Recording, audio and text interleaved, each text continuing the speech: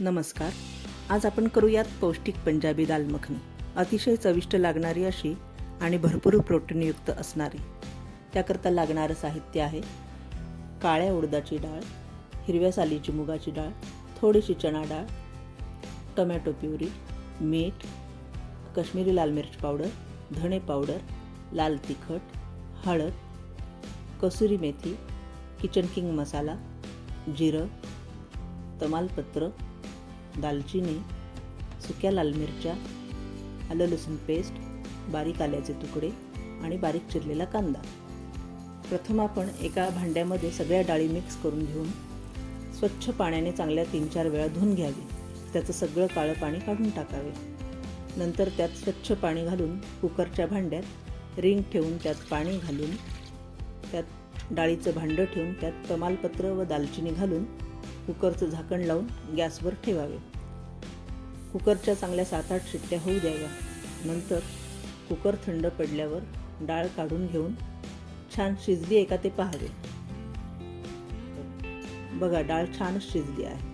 मग आपण कढईमध्ये तेल घालून त्यात जिरं घालून चांगलं तडतडू द्यावं.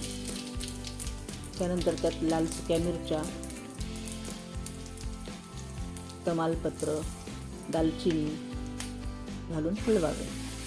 चांगली खमंग फोडणी होऊ द्यावी. त्यात आपण बारीक आल्याचे तुकडे, बारीक चिरलेला कांदा घालून परत एकदा परतून घ्यावं.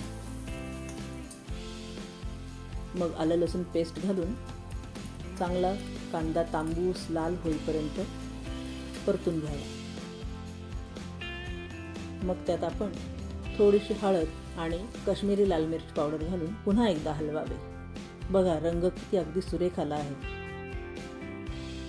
मग त्यात टोमॅटो प्युरी घालून परतून घ्यावे. मग ते हलवल्यानंतर त्यात परत एकदा आपण आता लाल तिखट,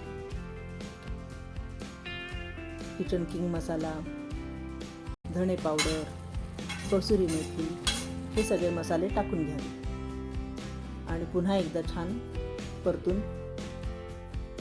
त्यात मीठ घालावे. हे सगळं व्यवस्थित असं परतून घेतल्यावर त्याला छान खमंगपणा येतो. परतल्यावर चांगलं लालसर तांबूस झाल्यावर त्यात ती डाळ घालून त्यात थोडंसं पाणी घालून चांगली उकळी येऊ द्यावी. जवळजवळ 7 ते 8 मिनटं डाळीला उकळू द्यावं, म्हणजे आपली डाळ तयार होईल. मग त्यात क्रीम घालून हलवून घ्यावी. तुम्ही अगदी दुधावरची सायसुद्धा घालू शकता. अगदी छान क्रीमी लागते डाळ. ही आपली आता डाळ तयार झाली आहे. छान तुम्ही आपली एका बॉलमध्ये सर्व करू शकता आणि चपाती, रोटी किंवा अगदी नानबरोबर सुद्धा खायला देऊ शकता. तुम्हाला माझी रेसिपी आवडली असेल तर लाईक, कमेंट, सबस्क्राईब करा आणि शेअर करायला विसरू नका. थँक्यू. मसाला पराठ्याची रेसिपी बघण्यासाठी स्क्रीनवर दिलेल्या व्हिडिओवर क्लिक करा.